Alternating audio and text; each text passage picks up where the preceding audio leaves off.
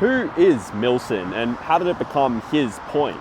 Well, the earliest mention of Milsons Point is in 1833 in the Herald. By that time, James Milson, an English farmer, had been living in the area for a number of years. Milson arrived in Sydney in 1806, aged 23. He would go on to lease and eventually purchase a large amount of land on the North Shore for his numerous businesses, the majority of which involved supplying nearby ships with food and water. His name made its way into the papers in 1826 when a bushfire devastated the lower North Shore, taking Milson's house along with it.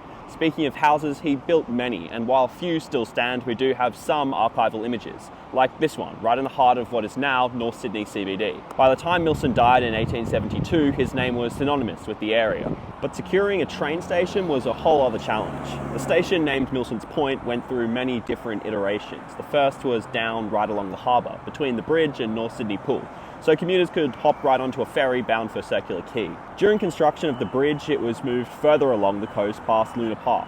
Finally, in 1929, construction began on the station we know today, which would lead directly onto the soon-to-be-completed Harbour Bridge.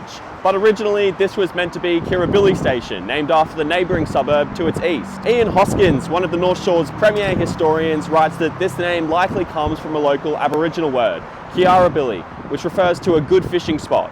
But locals protested against that, with North Sydney Council and 4,000 residents calling on Matt Davidson, the Minister for Public Works at the time, to change the name to Milsons Point Station.